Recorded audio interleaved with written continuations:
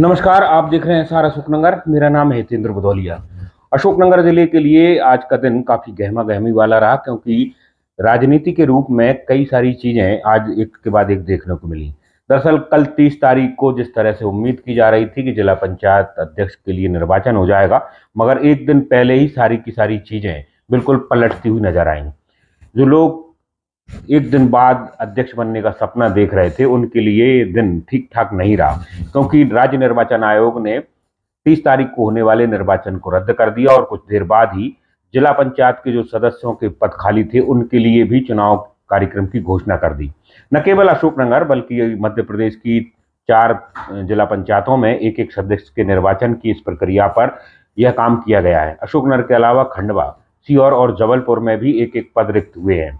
अशोकनगर में ward number 5 से चुने गए जगन्नाथ सिंह रघुवंशी, जो जिला पंचायत के अध्यक्ष भी थे, उनके चंदेरी से विधायक बनने के बाद ये सीट खाली हुई थी और इसके तुरंत बाद एक माह के भीतर 30 दिसंबर को इसका सम्मेलन बुला के अध्यक्ष का चयन होना था।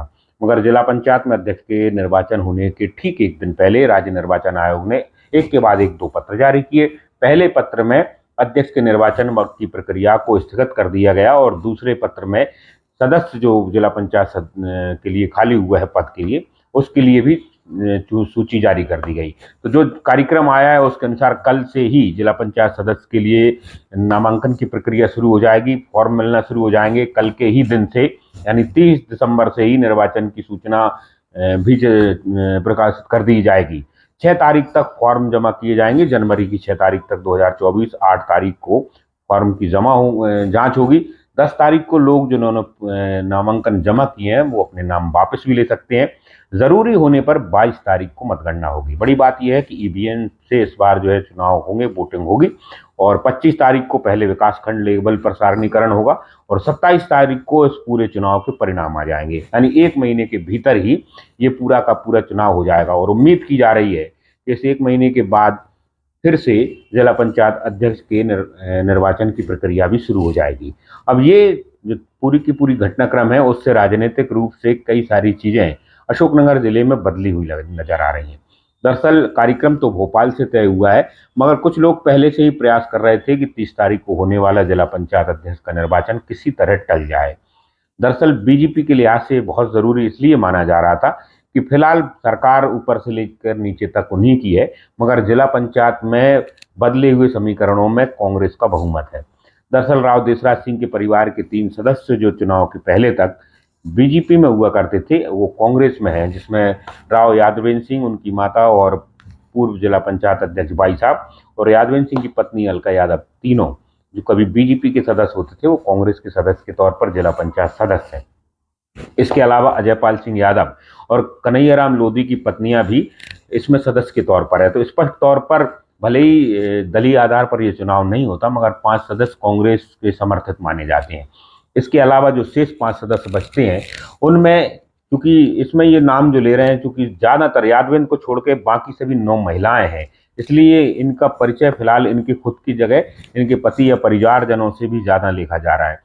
तो एक सदस्य इसमें मोहन यादव के तौर पर भी हैं, जो कुछ दिन पहले हुए चुनाव में मुंगावली से बीएसपी के प्रत्याशी थे, मगर ताजा घटनाक्रम में जिला पंचायत के चुनाव के बीच में दिल्ली में केंद्रीय मंत्री ज्योतिरादित्य सिंधिया के सामने उन्होंने बीजेपी की सदस्यता ग्रहण कर ली है। तो कई सारे राजनीतिक घटनाक्रम यहाँ भी बिल्कुल बदले हुए दिखे जा सकते हैं। कांग्रेस से बीएसपी होती है वो बीजेपी में पहुंच गए हैं। तो अभी तक जो 3 सदस्य बीजेपी के माने जा रहे थे जिला पंचायत में, वो 4 हो गए हैं।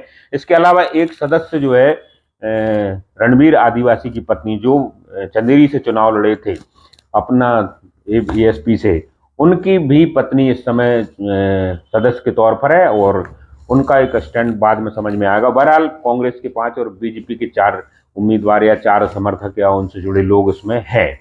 अब नए जो ताजा घटनाक्रम है उसमें वार्ड नंबर 5 का जब चुनाव होगा और उसमें जो सदस्य चुना जाएगा, इसके बाद चीजें बदलेंगी। तो अभी कुछ दिन पहले तक या कुछ समय पहले तक जिस जिला पंचायत की परिषद में कांग्रेस का थोड़ा सा दबदबा था, अब चीजें बहुत तेजी के साथ बदलती जा रही हैं और 1 महीने के भीतर यानी 27 तारीख तक जब जिला पंचायत के सदस्य का चुनाव हो जाएगा, उसके बाद तस्वीरें और साफ होंगी कि इसमें किसका बहुमत होगा और अगला अध्यक्ष जिला पंचायत का कौन होगा।